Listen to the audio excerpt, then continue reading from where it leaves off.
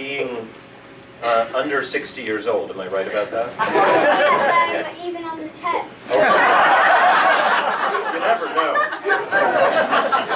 Like how we get our energy right in the future is going to be really, really important. The coals don't just make us pay more electricity taxes, but they also can hurt the lives of children like me and younger. Well, I wouldn't want one over my school or over my home, so I completely agree. Sir. Congressman, there seems to be something of a mission shift in the Middle East, i.e. Iran, and the military activity over there. Are you getting good information, good intelligence, and Congress getting good intelligence on that? And what can you share with us? Sure. We've gotten full briefings from the intelligence community and the administration.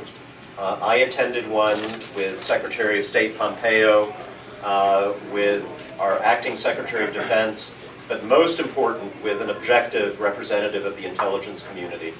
I can tell you that when you hear them say that there is suddenly this sudden extreme threat from Iran that didn't exist before, that is not borne out by the intelligence that we are getting.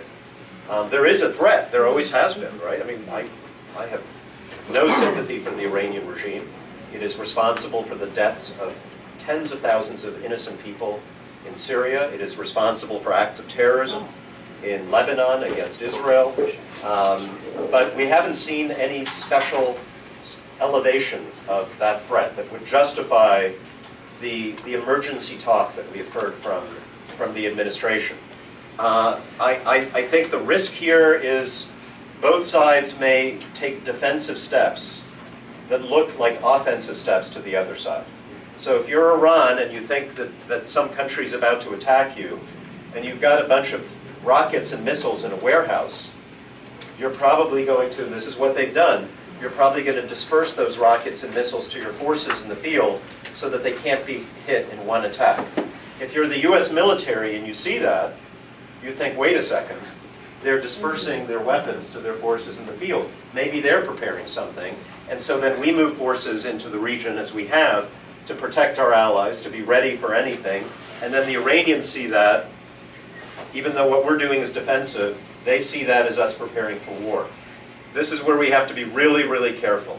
Who knows where the president is on this? The last few things he said suggest that he doesn't want John Bolton to lead him into a war in the Middle East.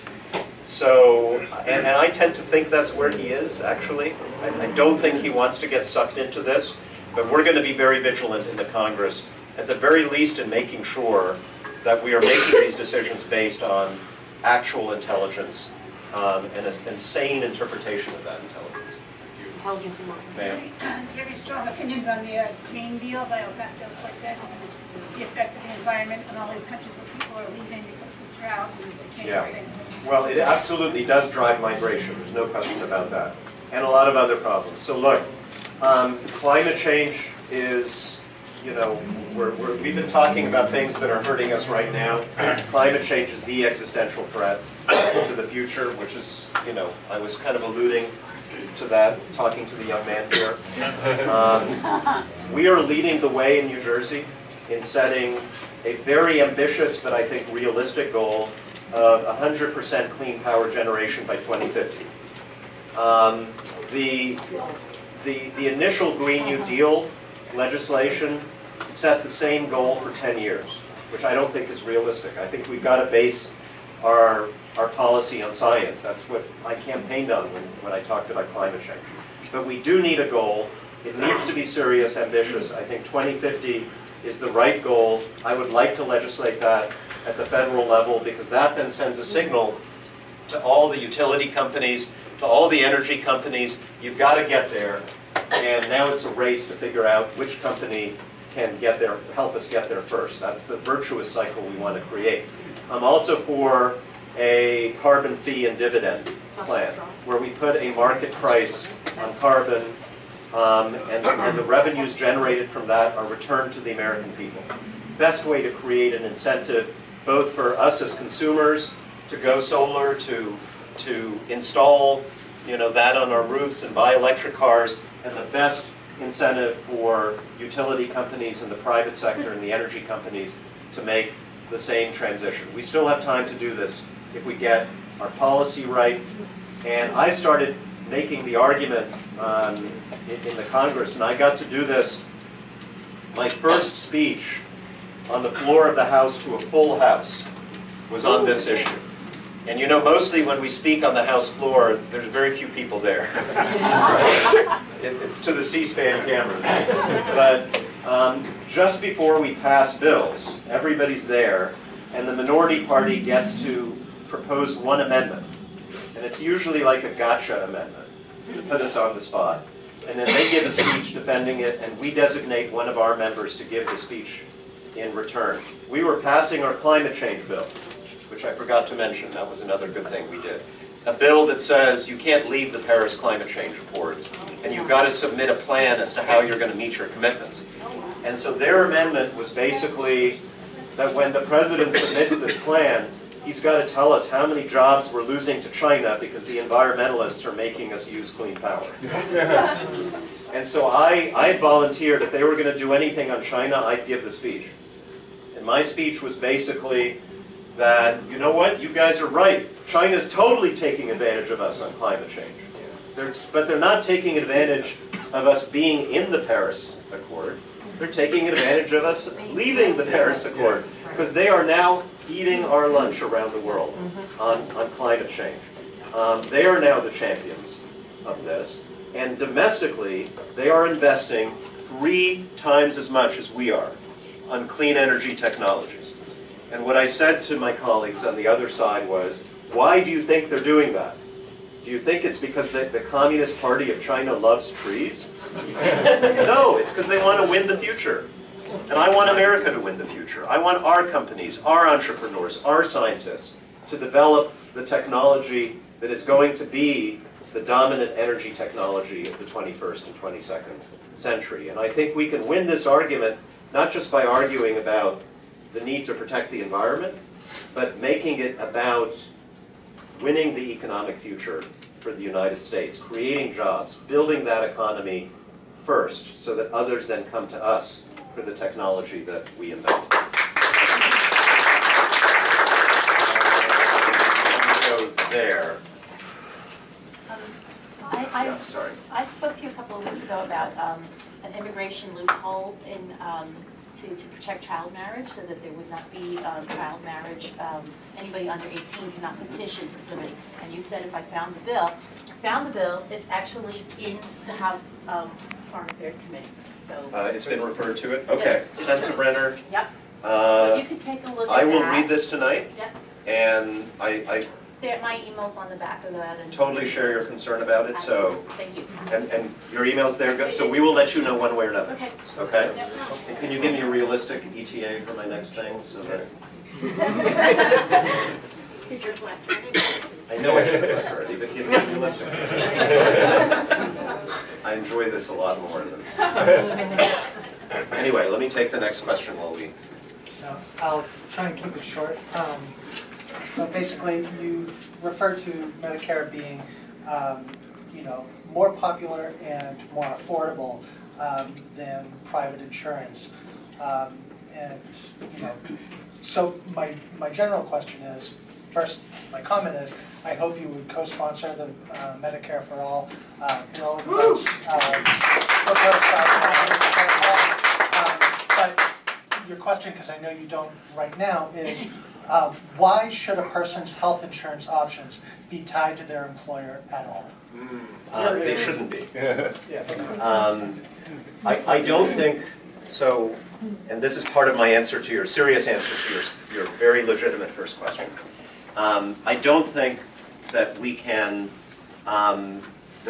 just completely tear up the system we have, which for many people does mean getting insurance through private employer-offered plans, and move overnight to a completely different kind of system, given how much of our economy is tied into the system that we have right now.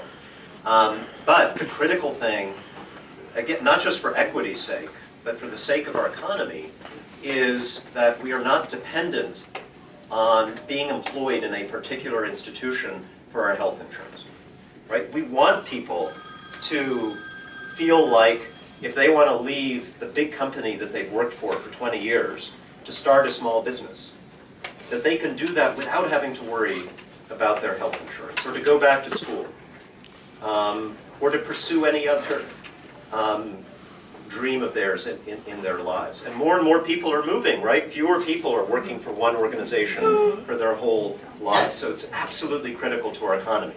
Now, where I am right now in terms of the solution, at least at this stage that we're at, I think the best way to describe it is Medicare for all who want it. Medicare for all who want it, right? And So just you a create follow-up that question. choice. Yeah, Why is that not a choice for, and I'm not a healthcare expert, right. but if that's a viable option, why isn't it a viable option for people who currently are on Medicare over 65? Why are there must be something built into the Medicare system that needs everyone to participate in order for it to work well. Well, actually, I think for any healthcare system, the more people participate, the better, right? Which is why there was an individual mandate under the Affordable Care Act. So, you know, we set up Medicare as health insurance for people who are retired in this country. That was a huge gap that needed to be filled. And it does work. It's not perfect. There are doctors who will tell me there are problems with the reimbursement rates and other things that, if we're serious about this, we're going to have to tackle. But it does work relatively well. And one really wonderful thing about Medicare is that the administrative costs of running it are about 2% of the overall budget. And under the Affordable Care Act, private insurance companies had to come down to 20%, down to 20%. So that is extra money that we are spending that we need to, I think, gradually wring out of the system. And the Medicare option idea, which is where many of us are landing, is a step where that becomes a choice for everybody. Or something like it. A public option, Medicare is the most obvious one. So if you're employed by that employer who offers you 3 different options, plans, private insurance options, this would become another option. But you'd still have the ones you currently have. And for those on the individual marketplace, it would be another option. It would probably be more affordable for most people, and therefore competition in the system would create efficiencies across the board. And then where would that take us? Would that take us to something like a single payer system? Perhaps, if that's what people choose. But I think, you know, in America, that the concept of freedom of choice is very, very important. And I don't think we're going to drag people to, you know, to that ultimate aim, if that is your ultimate aim. I think it has to be something that people voluntarily embrace. So that's where we are right now. There's legislation being developed in the House, and I will support the best version of it. And again, that's on the 2021 agenda. Thank you. It's time. Okay. Yes, very quick. So I read an article today that Nancy Pelosi said that she doesn't want to bother impeaching Trump because she'd rather see him in prison. By doing that, she runs the risk of being more appearing overzealous. So it's just like, it kind of be overkill. She said she wants to beat him in the election in 2020, but that's like letting the wound fester. So, like, I think that you guys do have a case for impeachment. You probably just have to have Don McGahn testify to corroborate stuff that's in the Mueller report, and think that you have a case for obstruction of justice. If the Senate, if you guys are afraid that, or if Nancy Pelosi is afraid that the Senate's just going to let Trump get away with it, then let the Senate Republicans have that be their legacy. Yes. You know where I am on this, right? Yeah. So, look, this is not an easy choice, and I was making the opposite argument until about 2 weeks ago. But you know, a couple of things. Every day things happen, but a couple of the most important things that happened from my perspective were, number one, McGahn not showing up, legally binding subpoena. We talked about that. You don't do that in America. And then something else. The Trump kicking Nancy Pelosi out of his office when she was trying to work with him on infrastructure, and our speaker has been trying to hold back the tide of impeachment. He's still, I refuse to work with you. At that point,